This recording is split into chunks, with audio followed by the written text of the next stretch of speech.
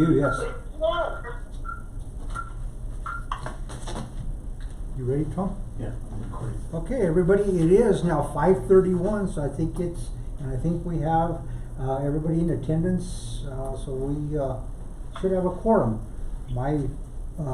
From my visual and David as well, so I think we've got a full house this evening. So we do have, beginning at the work session, we will have myself, Ed Grego, chairman, Commissioner Fran Villani, Commissioner Carol Bolton, Commissioner Luis Lopez, Commissioner Sophie Leone, Commissioner David Barak. So today is June the 11th, 2020. It is 5:32 p.m. This is the work session of the Trinidad Urban Renewal Authority.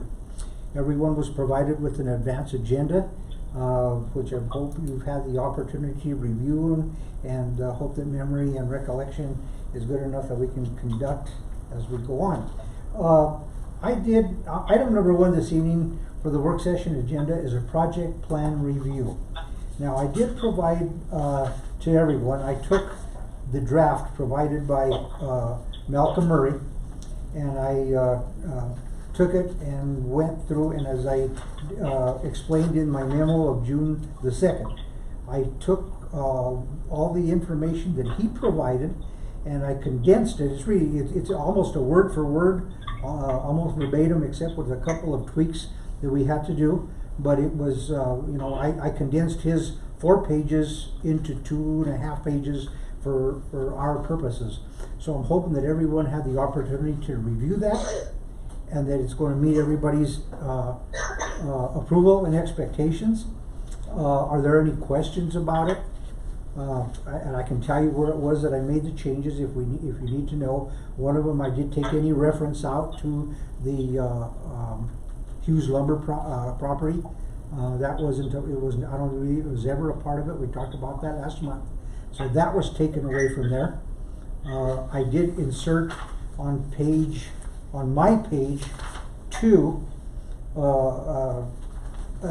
what I felt would be what we want to see happen down in that area. And it's worded as you probably half page down. The authority will encourage development that promotes long-term benefits for the city and its residents. The benefits realized should include a positive impact to the tax base, retail sales, job creation, and aesthetic enhancement of the neighborhood. Very nice. Yes. Okay. So that it is. I mean, that's what it includes.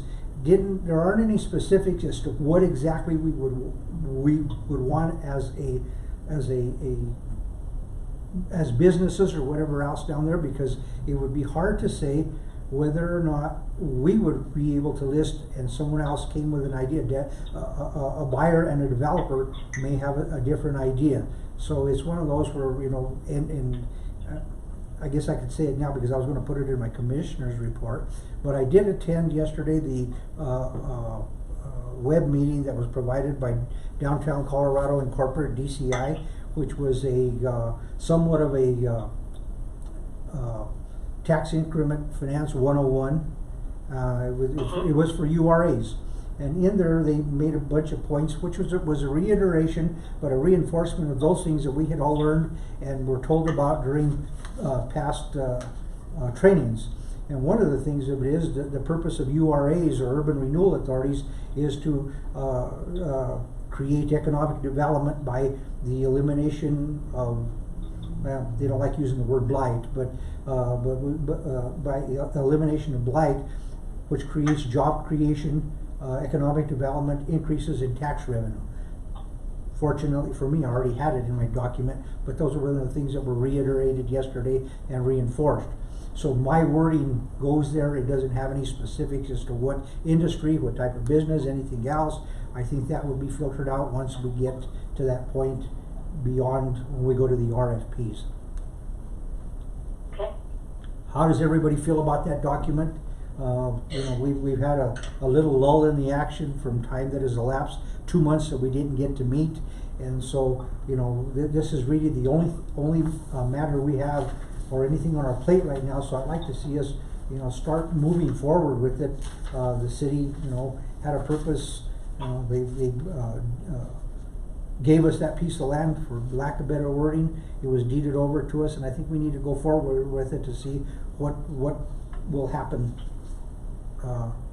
So with the if this is something that is to everybody's agreement, if you want to add anything to it or take anything from it, we can do that. But I'd like to get it ready to go to the next meeting for adoption, and from here to there begin the development of an RFP, so we can begin the advertisement for the parcel of land.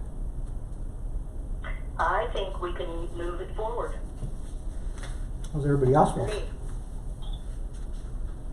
And again, if you look at the draft that Malcolm provided, again, based on the size of type and the spacing that would normally use, probably I guess in the legal profession, my document pretty well mirrors what's on his first 4 pages, up to the point where on page 4 where it says next steps. That next steps is actually talking that when we go to the RFP. So the project plan and the RFP are 2 separate things, but we want to be able to say that we agree with what the purpose of the URA is with the project area, our parcel of land. The next thing will be the creation of an RFP to advertise for sale, and the stipulations that we want with development going forward. I'm in agreement too, though, to let this document go forward, because the real nuts and bolts are with the RFP. Right. Yeah, I agree with that, Chairman, and we've been done with Lonnie. The only thing that I'd like to remind everybody that with the downturn in the economy right now, when we move forward to the nuts and bolts of the RFP, that we want to make sure that the funding and the timeline will be very developed in that plan. I sure hate to see a developer come in and we have another Cougar Canyon type of failure, especially in our downtown area, but that's just, caution to the wind as of right now. I did see that, I believe I saw that the campus building is already up for sale. So that showed me indication of funding possibly not assisting in some of these developments downtown right now. And correct me if I'm wrong, Commissioner Milani, I think I saw Boston Associates sign in that window. But I'd just like to caution that this board. Well, it might be. I'm not sure. I'll double check that, but I do know that Sarah Manchell, who works for Boston, was at one time hired or contracted with to work on the rentals of those properties, both at the marketplace and also at the building the Champions. So I'm not sure. I haven't seen it on the MLS, but I will check it to see what's happening there.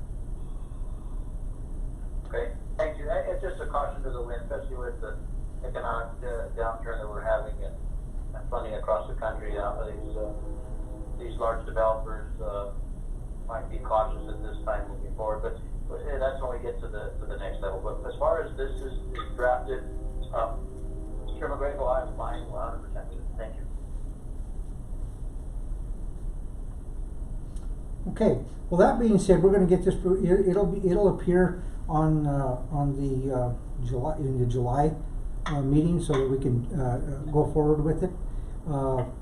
The other thing then, with that, we need to begin or start preparing language and what we want to do with the RFP. So I would like to have on that. Who would like to do it? Because they're going to be. We're probably going to need some guidance. We may need guidance from Malcolm Murray. Yes. But the RFP is going to be based upon the requirements and the language set forth by the state statute. So it does in the statute related to urban renewal. It does specifically say how those things are to be handled.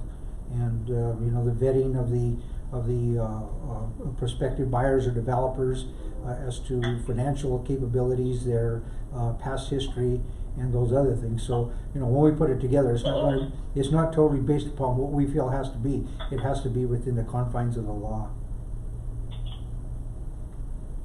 Okay. Okay, so that being said, who's gonna step forward, since I can't see you here, who wants to step forward on that?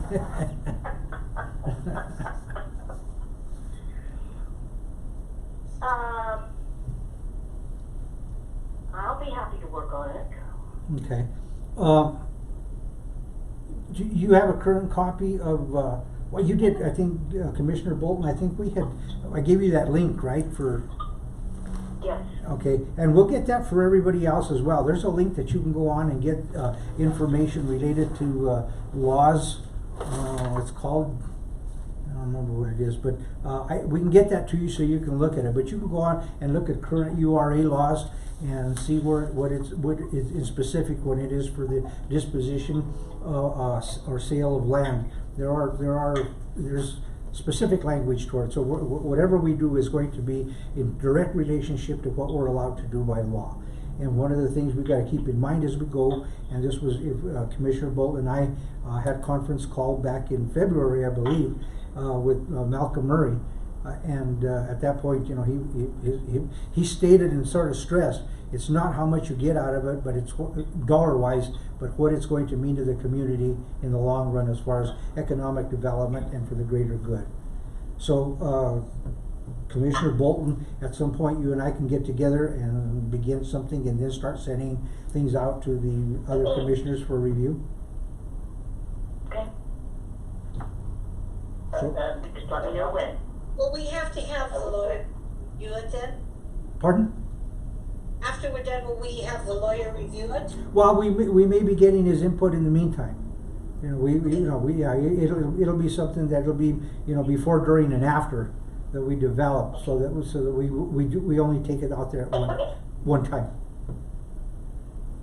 Well, I can't commit 100% to that. I can commit to reading the document and chiming in here and there if I see any red flags on my end and what I understand from what I've been doing as a commissioner for the county. So I'd be glad to help in a smaller range with my time restraints. Yeah, we understand it. I can check with that. Yeah, and that's understandable. There are time limitations for everyone, so we'll put together what we can and begin that process. And there may be some elimination and some addition to it all. But I mean, we've got to get it going forward to the next thing. You know, this has been out there for a while, and I think we need to get to the next step so that we can put this matter behind us and hopefully find something else that we're going to be, you know, any other project that is something that we need to take on. Are we all okay with that? Yes. And this is Mike. We'll commit some city staff to help draw it up too. Okay. All right, then we're gonna move forward from that. Then I think we've got the wording in place. We'll get you something in advance so you can see any other changes, and if there's anything else you see in there that needs to be, let me know in advance. But we'll have a document ready for the July meeting.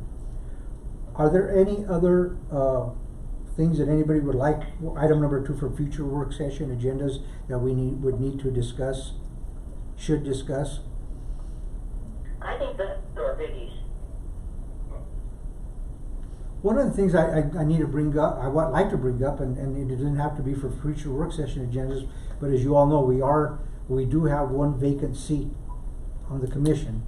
I know it's been advertised, I've even heard it on the radio, but I don't know that we've had anybody. So if anybody is aware of someone out there that would be willing to and would like to be a part of the organization, please prompt them and encourage them to submit an application. Okay. I'll announce that at our board meeting on July 7th as well. Put that out there on the county site. Okay. One thing on the agenda for future work agendas, it might be something to look at as those other properties that we have, that we did advertise for and we didn't get much action on. I know county, and I believe, I'm not sure the city, but the county's having a meeting with the future company that is working the coal mine, upcoming on July 7th as well. And they, I believe, are showing an interest in housing shortages in the community, so that might be something we look at possibly promoting to developers as well for those other properties we have. Okay. We also discussed, I'm sorry, we also discussed the one on 7th Street, I believe, or something. That ever come through? I think that was up on 8th Street, 8th right off of Oak. Right. And, 8th, right. Yeah, 8th Street. Yeah, it was a house that are you familiar with it, Mike? There's a house, there's a house that was run down, the individual that owned it, this was discussed at one time with your predecessor, but he brought it up actually. There's a house over off 7th, on 8th off of Oak, and the individual is, I mean, the property's pretty run down, but the individual that owns it, I think, is incapacitated in the nursing home or something, and they were willing to give it to the city for whatever. You may not, you know. Demolition, I believe it was for demolition because it had burnt or something. Yeah, there may have been a fire in it. It's right next to the house that John Anderson just remodeled, and I think it's been sold even. You may not have any knowledge of it, Mike, but that was something that had come forward in the past, and there is a damaged property over there that has no future. Okay, I will look into that, and if I may, Mr. Griego, Chairman Griego. Yes. The college, in conjunction with TSJC, Lamar, and Lahana Otero, colleges are working with the AG's office to do something with the dilapidated housing and to make homes viable. And Dave might know even more than this where the college sits. The AG's office is trying to fund, they actually were successful in a lawsuit. They have a pretty good pot of money to help with dilapidated housing. In working with the committee and the AG's office and the college and all, part of the issue we have as a city, we do the anti-dilapidation ordinance that we have, and we do property maintenance code issues, but we don't take ownership. There's that little glitch that the college wants to create a program, a certificate program where they can put students through and where they get certificates, not quite a building trade program, but more of a program to get these kids to learn how to work and to show up on the job site. It's a short program, but their idea is to get a couple of houses where they can do some remodel type work and teach these kids some trades and some job skills. With that being said, my mind, I've thought of, urban renewal possibly could pick up these properties or take ownership while the college works on them. And this is just me thinking. So I'd like to get more information and possibly get Keith Gibson to come in if he hasn't retired already. I know he's talking retirement, but he's the one that was heading up the program. Come in on your next meeting and just give you an overview. I don't know, Dave, do you have anything to add to that? Well, Dean Gibson is retiring. However, he has agreed to stay on in a lower capacity to help out with these programs. So he would be the person to talk to. Perfect. So, if I may, Mike, add to that, the college and the county has met and located a facility for them to use. We're negotiating right now use of that facility out at the county fairgrounds for a classroom for this program. And we should have something come to fruition here hopefully within the next 30 days. And the program that they're going to put in is, like you said, it's not a full-blown building trade program. It's a 4-week trade type learning program to get them started. To get this program off the ground, they're going to go small and then hopefully work into a bigger program, I think, down the road. But as of right now, I believe you're right with that funding that's available. These folks that will be applying and obtaining this certificate will also be getting paid through that funding. So hopefully here within the next couple weeks, or by July 7th at our next board meeting, the college will have a home where we can start this program. That's wonderful So question, Mike, and very much needed. for a situation like that, so there's actually a property needed for them to get some hands-on experience, right? So these young students, in order to learn whatever it is, work ethic or whatever else, on the way into, they need a property to do some hands-on. So that would require the acquisition. Now, would the AG's office be instrumental in acquiring that property? Or maybe the the Trinidad Urban Renewal Authority try to take steps to pick up a property that could be a fixer-upper and a work in progress. But I have, in the calls that I've been on, I've pushed back to the AG's office and said, do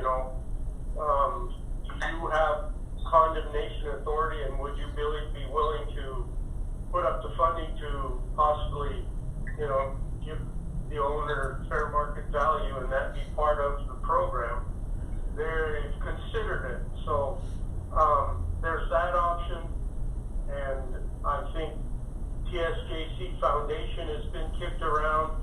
The city of Trinidad and Urban Renewal. Somebody has to have ownership. We can't just have these students go in, spend all that money on somebody's house, and then say thank you, and they have all this house fixed up. So the ownership is kind of the sticking point right now, I think. Is there a move forward. So is there a time frame on this for the beginning of the program, so that there could be a property to be able to go do a hands-on? Because that then would create, if that's the case, and we would be involved, we have some urgency on it to be able to acquire a property somewhere for that to happen. That's correct, and I believe, and I don't want to speak for the college, but I think they've got the course, they've got everything ready to go. They're working through the AG's office. TSKC is phase 1. I think Lamar or Lahan are next in line, but the AG's office is ready to move forward, but we're kind of, for lack of a better word, floundering a bit because there's no property to work on. Now, if this Commissioner Luis Lopez is maybe they're going to work on this space as number 1 to get it ready for a classroom. I don't know that, but and then That's exactly what they're going to do. Yeah, Mike, that's exactly what they're going to do. It's part of the old shop there at the fairgrounds on the right-hand side as you drive in, the old sandstone. There's 2 rooms that they're going to start to renovate that until other projects come available. And if they don't have other projects available, they'll continue to work on county facilities until projects come available to them. The only concern that I have as a commissioner when I spoke with them is, are they going to have, it's a 4-week course, so you get 4 weeks into a project and you have new students come in, are you still going to have the same amount of students? Is the progress going to be slowed? What if you don't have enough folks signing up for this program? So that's the only concern that I would have for TURA as well as the county, is what their their base is gonna be for students. Sure. And I would, this is, Commissioner Fanzaloni speaking, I would, echo that, concern, because, if, number one, how much does the property need? Which we're calling them dilapidated properties, but does that mean that it's electrical? Who's going to, what is the scope of the project? That I think it needs to be identified in order for us to be able to go out or to find a property that would fit into that 4-week slot, or that it be broken down into areas that, well, this 4 weeks we'll work on this part, and then the next 4 weeks we'll work on that part, but another phase of the project. But that concerns me as well, as to how they hope to go about this with and without outlining how dilapidated or how much work a property needs for this program. So to speak to that a little bit, and again, we need to have Dean Gibson come speak to that. But as part of this, they built into the budgets with the AG's office asbestos removal, and of course the students won't be doing that, but the specialized contractor would come in and do that. The students would come in and they would build, do what they can. Electricians, plumbers, they'd have to be licensed and bonded and all that to do that type of work. But yeah, it's there's a lot of questions, but I think the only thing to do is get something going for them and see if they get the students, if they, and again, it comes down to ownership, and there's that gamble, I guess, whether Urban Renewal would want to do that, or the College Foundation, or the AG office. That's all being worked through, but I just wanted to bring it forward as an item, kind of a heads up, so there you have it. Thank you. Okay. Well, if we could get more detail on it and see where it may go, as time goes and as it's gotten to where we're at, and you'll see it on our financial statement or our financial information tonight. We are, at somewhat in a financial position to, if we get something if we had to secure a property, TURA does have funds available to do that. I mean, we've gone forward and we've built, so, if by right, buy low at the right time, it could be a possibility. I have just one other question. If we were to, who assumes the liability here? I mean, as far as their safety, and does the entity that has the ownership assume the liability, all the liability, and something like this? Or has that been talked about, Mike? Definitely been talked about a lot. That would be in the agreement that whoever owns the property would have to work with or work through, whether it be the college who is running the program would have the liability insurance, or they definitely, as they take students in at the college itself, they have their insurances covered that way. So I envision an agreement where, if Urban Renewal has it and they pay so much for it and they picks up a blighted property, Urban Renewal did its process, and maybe in the agreement they can, when this property is either sold or back on the market, that you get that money back to continue to do another house and another house, just to fix some homes up, because it was mentioned there's a lot of really good activity, and coal mine. We've got people wanting to move out of the out of the Denver urban areas and move into rural, and we're getting a lot of calls. So, anyway. Yeah, well, those are all, I'm sorry, go ahead. I'm sorry, I have a question. Sure. Getting back to what we first talked about, how does the city handle, like, these lots where the houses burn, but people don't have the money to, demolish them? Well, we've done several. Through our anti-dilapidation orders, we noticed the property owners. We try and get them to do something themselves to clean it up or tear it down. If that doesn't happen, then we bid the project out, and we actually front the money, tear it down, clean the lot up, and then lien the property. Okay. That amount. Yep. Yes, I wanted to know. Thank you.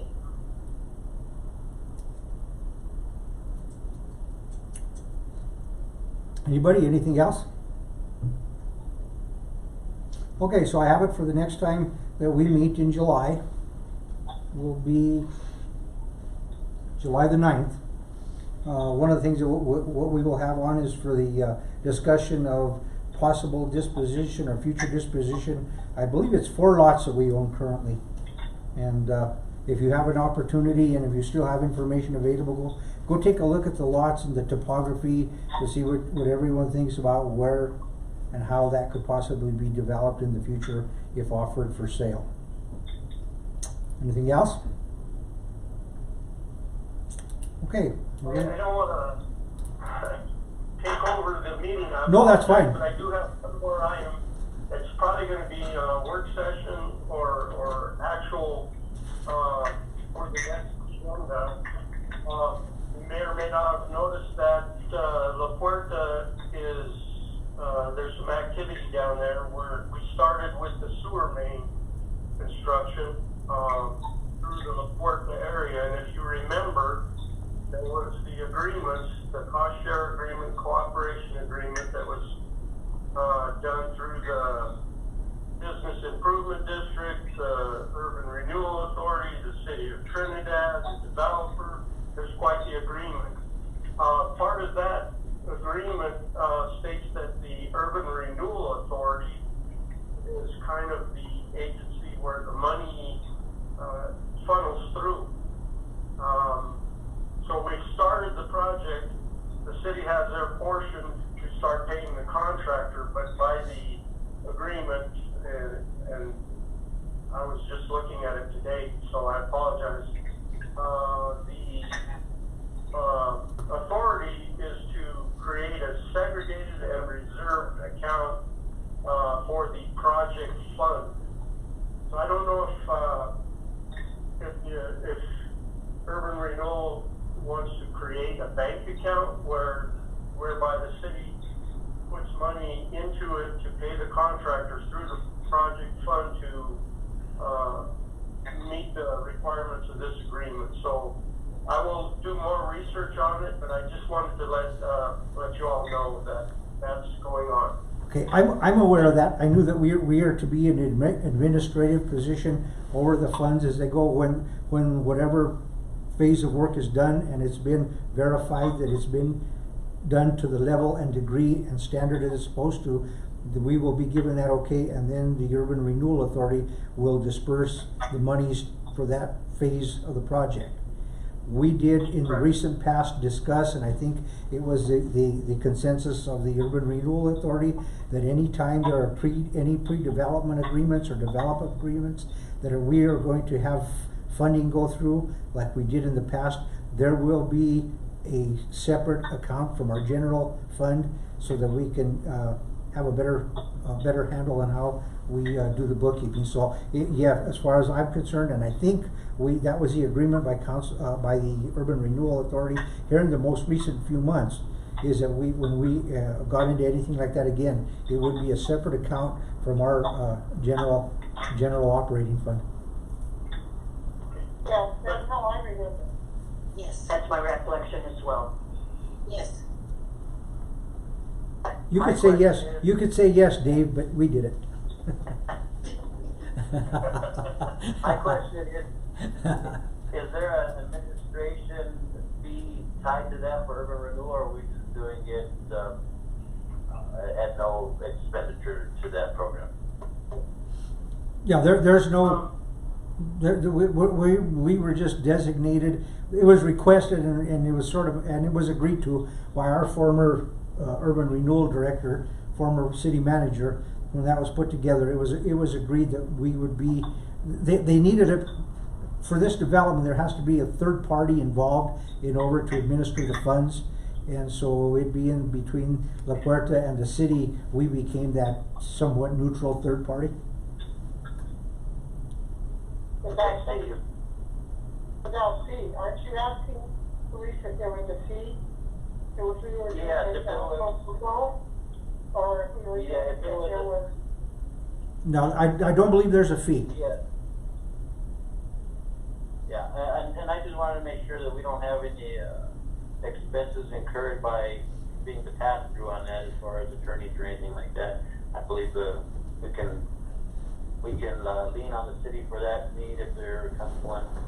We just don't wanna make any expenses, and I might be making, not out of a wholesale here, but any expenses for TURA board in this administration of this funding. So, just the thought. Yeah, I think there are provisions in there that, but I think it's just a matter of, you know, the scope of the phase of the project will be verified by whoever the, I guess, engineer and architect is on it.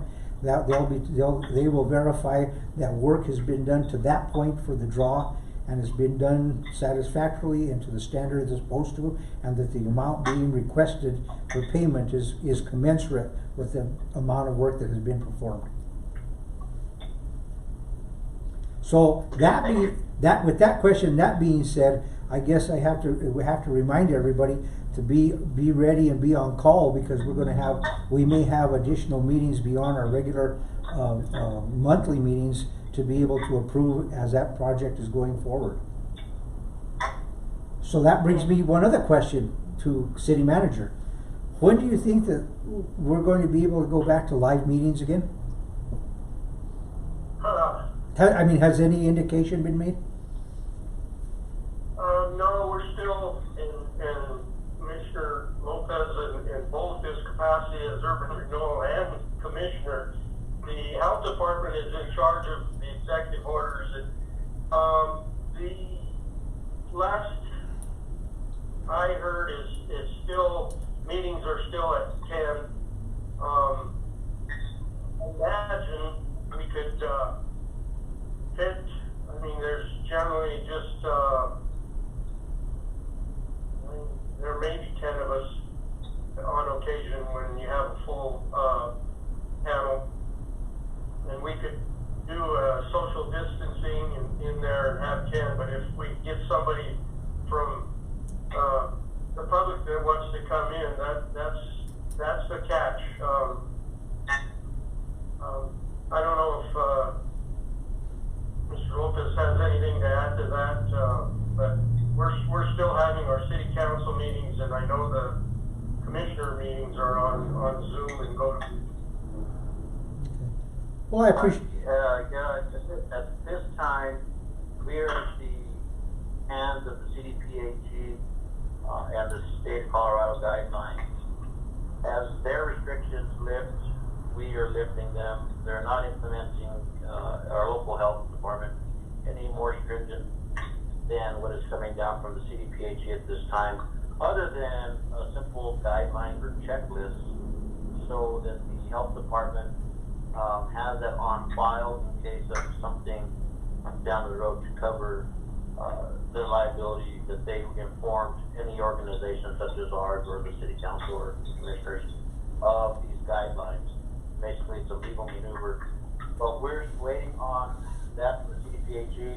They're also asking for another round of variances that is under advisement right now with our health department and our local hospitals, both counties, for other industries to open 50% and larger, including county fairs and rodeos and such. It's a really delicate maneuvering right now when the state of Colorado pretty much has our hands tied as commissioners and health departments.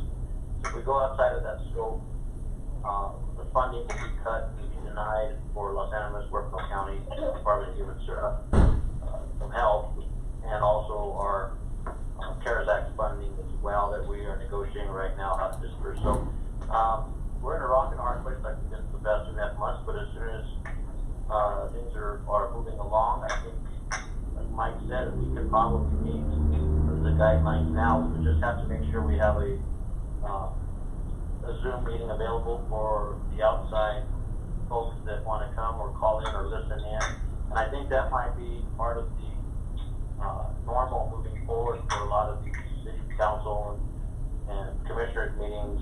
And it might be something to way to go where people can actually come because they don't live in the area or they're still have other issues of how to get to town. So we'll just hang in there and see what happens. As soon as I know, I will inform Chairman Grego, and hopefully by our next meeting we can meet person. Well, I was just asking for a friend anyway.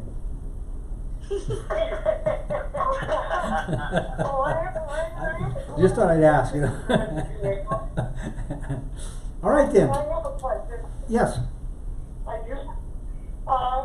For purposes of approving checks for the La Puerta project, can we not approve checks in this manner that how we're meeting this evening? I believe we can, but I mean, you know. Instead of meeting, instead of meeting in person? I think we can. I mean, I mean, as time goes forward, is this really going to be the new normal?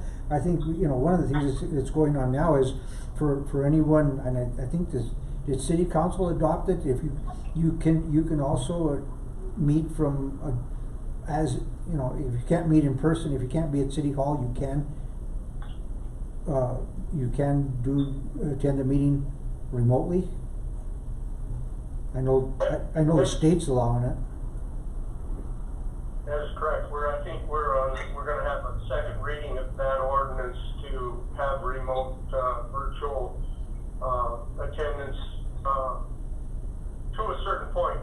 You have to show up. You know, right now, of course, with the pandemic, yeah, we're all doing this. But moving forward, if you're out of town and you can make a meeting virtually, you just can't lose. I think up to 2 per a certain period, or you know, can't stay home in your pajamas all the time. No habitual. Okay. Oh, wow. I don't know why. Yeah. And you have to wear lipstick. I'm sorry. As far as you know, we got the construction going, and we don't want to hold the contractors up too much. You know, they've done the work, they're submitted their payments, they're approved.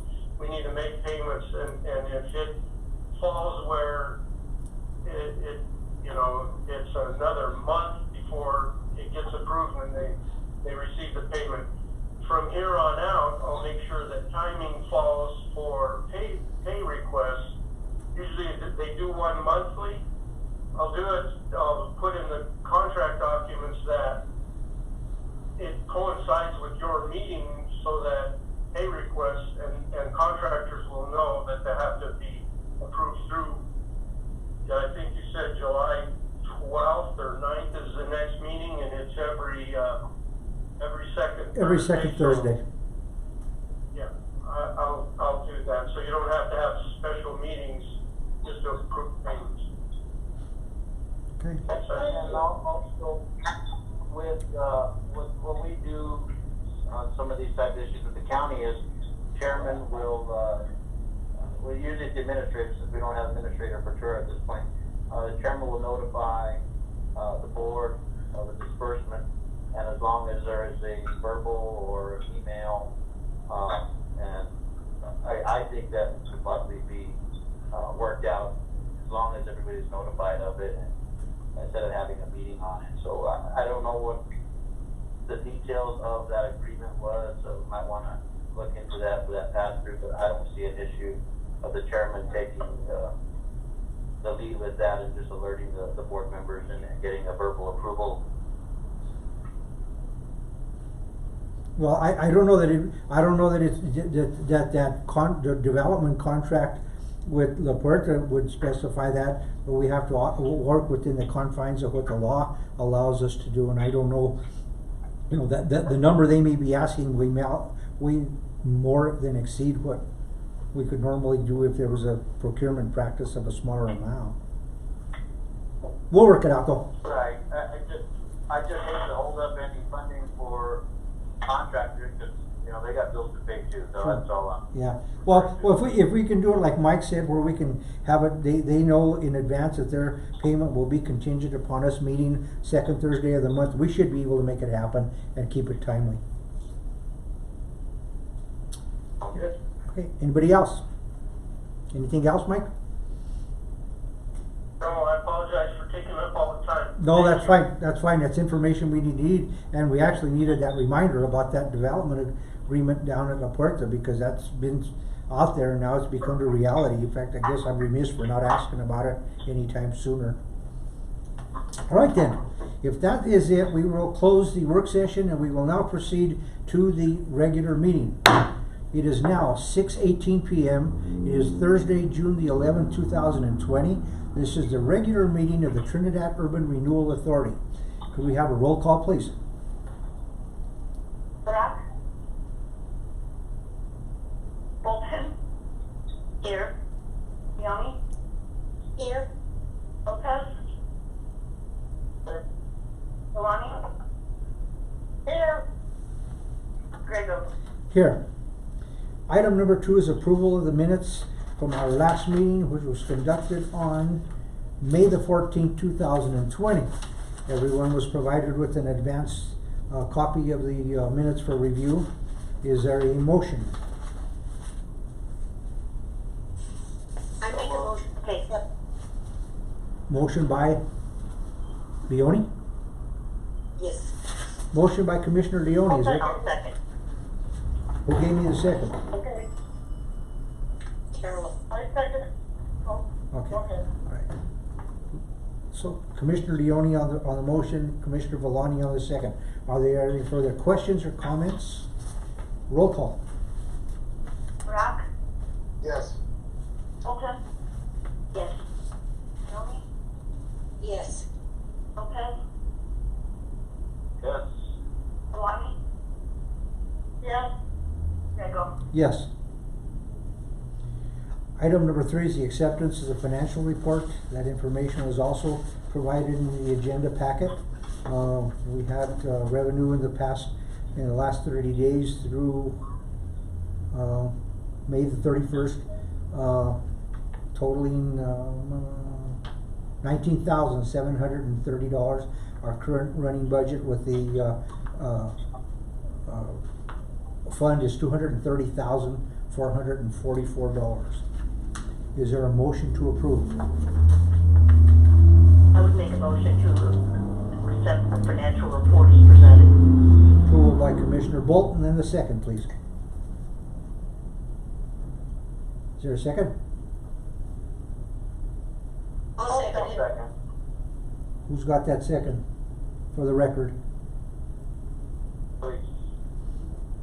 Commissioner Lopez on a second.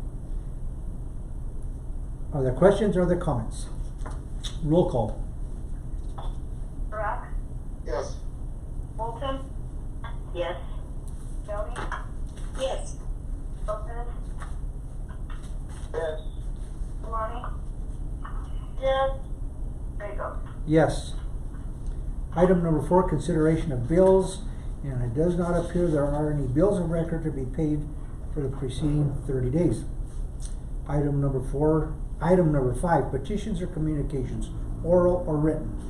And I believe there are none. Item number 6, old business, there's none of record. Item number 7, new business, there's none of record. Number 8, report by executive director. We have no executive director at this particular time, so I don't see that report coming through. Item number 9, reports by commissioners.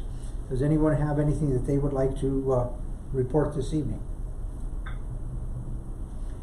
I I do not. Okay, I'm sorry. I would like to report that yesterday I did attend a 2-hour webinar that was conducted by Downtown Colorado Incorporated, and it was for training for URAs, Urban Renewal Authorities. It was very informative. You know, I would encourage anybody that if that is available again in the near future to attend. It gives you all the nuts and bolts. It is a 101, but not only does it tell you if you're new at it as an urban renewal commissioner, it also reinforces and gives you information that you may have forgotten from times past. And you know, I got to say, it was very informative. I'm glad that I attended, and it brought some information forward to me that hopefully I'll be able to use fruitfully as we go forward. So it was good to have. I will find out from Kat Cottrell when that will be available again, and maybe possibility that session was recorded. It was recorded. It should be available, and if it is, we'll let everybody know. I got to say, it is very informative. Please do tune in on it. Anybody else? That being it, we are at item number 10. I'm sorry. Just briefly, Chairman, just to let everybody know, there is some work at the state legislature regarding the Gallagher Amendment, possibly abolishing the Gallagher Amendment for the property assessment rates. I don't know how that will affect TURA at all, positive or negative, or if it's even going to get passed through to push through on a ballot measure as well. I just want to give you guys a heads up that if this comes to fruition, we're not sure which house is going to determine city and county property taxes moving forward in the future. So just if you guys have any spare time, look it up on the legislative sites and see what they're discussing regarding our assessment rates on Gallagher. Is it going to be a total abolition of the Gallagher Amendment, or is it going to be for a specified time of suspending it until there's recovery from the current economic condition? I sort of read it, and they sort of mentioned it yesterday, and they said it's an unknown how much it might affect the URAs. It's an unknown at this point. Once it starts going through committees and amendments and everything, it's a living document, and then I believe it's still going to have to go to the vote of the people. Yeah, it's got to be referendum. To abolish it, but this bill would be put in place if it was abolished. So pay close attention as much as you guys can, and if you see anything that could affect TURA or even the city of Trinidad, the county, please chime into the representatives that are sponsoring the bills and on these committees, and give them your opinion. This is going to be a very delicate situation. I'm glad they're finally addressing it. However, if we're not careful, it could assist the larger communities in Colorado and hurt the smaller populated bases. So just keep a close eye if you can. That takes away the homestead exemptions, doesn't it? Do that as well? The governor took that away through the JPC. I believe that is what's going to happen now with our budget shortfalls. Los Angeles County is looking at a $200,000 loss in that to our seniors and our veterans, that they're going to have to come up out of their pocket, and a lot of these folks on a fixed income are going to be in a rock and a hard place to pay those taxes coming forward, and it also affects the AAA program, the area for aging. That fund that is left over from that program was about $15 million 2 years ago, which was dispersed over the next 5 years of $3 million a year. This year is about 16. I think for 2019 was 16 million, which is going to be kept by the state and not dispersed to those to that agency, which is here run by Council of Governments. It's not a huge impact for our community, but across statewide, as you disperse that fund, it is going to hurt them. The county is trying to work on a way to backfill that with possibly a ballot measure coming forward at the November election with some of the possible excess funds from the one bill tax to help our elderly populations in assisting them and not losing that $200,000 for them. So it's still in communications at this point with elected officials moving forward if we want to put that on the ballot or not, and earmark that to assist our elderly, which personally as an individual and as a commissioner, just my personal opinion, I would support that. So there's a lot of moving parts right now with billions of dollars the government's going to be short this day, including our Department of Human Services. Our health department is going to be a lot of programs cut from there as well. We're going to have to find funding for a lot of these programs all over the place. So it's going to get worse before it gets better. Thank you for the information. Okay, if there's nothing else to come before this commission this evening, is there a motion to adjourn? So moved. Don't move. Motion and a second. If there are no dissenting votes, we will call this meeting adjourned. See you, everybody. Thanks for coming in.